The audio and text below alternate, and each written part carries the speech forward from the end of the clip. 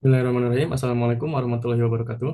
Perkenalkan, nama saya Ridwan Latif dengan NIM 2409269 dari Prodi Pendidikan Fisika kelas B dari kelompok 4. Nah, pada kesempatan kali ini saya akan memaparkan hasil dari praktikum kami mengenai eksperimen fisika dasar tentang momentum. Baik, langsung saja ke materi. Nah, sebelumnya pengertian momentum. Momentum adalah kuantitas gerakan suatu benda yang menunjukkan seberapa sulit untuk menghentikan suatu benda yang sedang bergerak. Secara matematis, momentum dihitung dengan rumus P sama dengan M dikali V, di mana P adalah momentum, M adalah massa benda, dan V adalah kecepatan. Momentum merupakan besaran vektor, yang artinya mempunyai arah dan besar. Nah, rumusan masalah. Yang pertama, bagaimana membuktikan keberlakuan hukum kekekalan momentum. Lalu yang kedua, bagaimana menentukan koefisien restitusi dari tumbukan antara dua benda.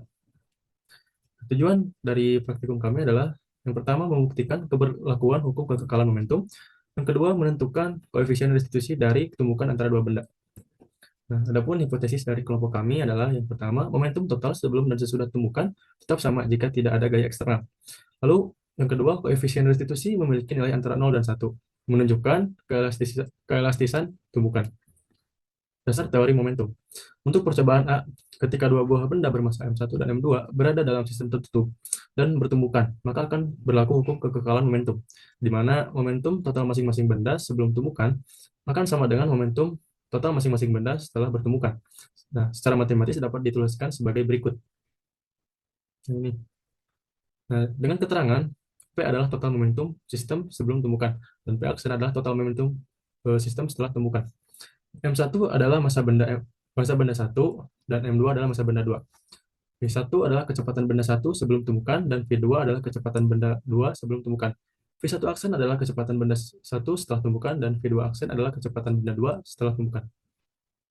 Dasar teori koefisien restitusi. Untuk percobaan B, mengukur koefisien restitusi, hitunglah S1 dan S2. Carilah koefisien restitusi dengan memasukkan harga S1 dan S2 pada persamaan E sama dengan akar S2 dibagi S1. Nah, untuk memulai praktikum, kita harus menyiapkan alat dan bahannya.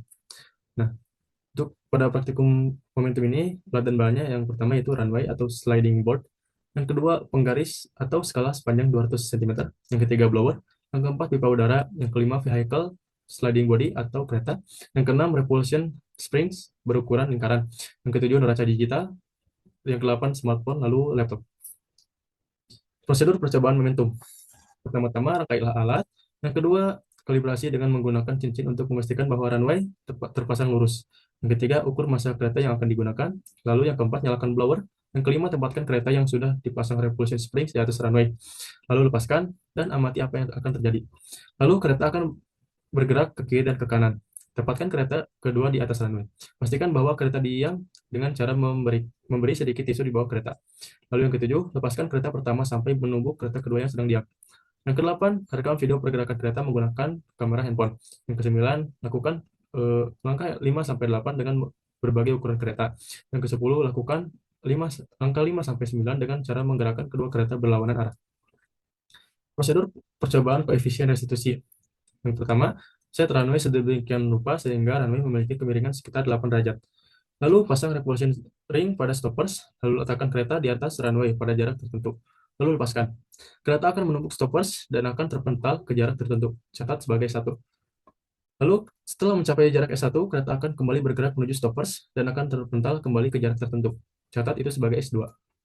Lalu rekam video pergerakan kereta dan hitunglah koefisien restitusinya. Nah, hasil percobaan dari praktikum kami. Hasil percobaan untuk dua benda yang bergerak. Jadi dua kereta digerakkan secara bersamaan. Nah, dengan data sebelum tumbukan. M1 atau massa kereta 1 adalah 0,0749. Lalu massa kereta 2 adalah 0,721. Nah, kecepatan kereta 1 sebelum tumbukan yaitu 0,3 meter per second. Lalu kecepatan kereta kedua sebelum tumbukan itu 0,19 meter per second. Nah, untuk kecepatan kereta 1 setelah tumbukan itu 0,2 meter per second. Dan untuk kecepatan kereta 2 setelah tumbukan itu adalah 0,26 meter per second. Untuk membuktikan keberlakuan hukum kekekalan momentum, kita tinggal masukkan saja ke dalam rumus. Nah, rumusnya itu P sama dengan P aksen, atau momentum sebelum tumbukan harus sama dengan momentum setelah tumbukan. Nah, M1 dikali V1 ditambah M2 dikali V2 sama dengan M1 dikali V1 aksen tambah M2 dikali V2 aksen. Nah, dengan memasukkan ke dalam rumus, kita akan mendapatkan hasil momentum sebelum temukan itu 0,03473 dan momentum setelah temukan itu 0,03373. Nah, kenapa momentum sebelum temukan itu lebih tinggi daripada setelah temukan? Hal ini terjadi karena sebagian energi kinetik diubah menjadi bentuk energi lain, yaitu terjadinya deformasi sehingga eh, nilai momentum setelah temukan itu lebih kecil daripada sebelum temukan. Nah, untuk mencari energi kinetik, kita masukkan ke dalam rumus seperti ini. Ini kita akan mendapatkan hasil 0,004412 sama dengan 0,003935.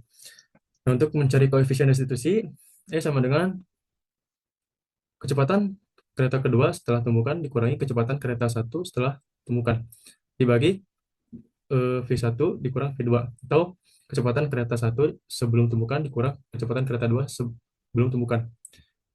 Nah, kita akan mendapatkan hasil 0,46. Benda satu bergerak dan benda dua diam. Nah, hasilnya seperti ini. Lalu untuk mencari energi kinetik, hasilnya juga seperti ini. Dan koefisien restitusi hasilnya seperti ini. Nah, lintasan miring. S1 0,548 dan S2 0,637. Nah, untuk mencari koefisien restitusinya, kita menggunakan rumus akar S2 dibagi S1, atau 0,548 dibagi 0,637 sama dengan 0,928. Nah, ini grafik dua benda yang bergerak, dan ini grafik lintasan miring. Nah, kesimpulannya, diamati dari hasil eksperimen, faktor-faktor seperti gesekan, kesalahan pengukuran, dan gaya eksternal lain yang tidak dapat dihindari dapat menyebabkan sedikit penyimpangan dari nilai apa yang diharapkan. Momentum bergantung langsung pada massa dan kecepatan benda. Benda dengan massa yang lebih besar atau kecepatan lebih tinggi mempunyai momentum lebih besar. Dan juga jika nilai koefisien restitusi mendekati 1, maka menunjukkan temukan yang lebih elastis, yang mana energi kinetik relatif dipertahankan. Sedangkan nilai mendekati 0 menunjukkan temukan yang lebih inelastis, di mana energi kinetik relatif lebih banyak hilang. Nah, mungkin cukup sekian yang bisa saya sampaikan. Mohon maaf bila ada kekurangan. Assalamualaikum warahmatullahi wabarakatuh.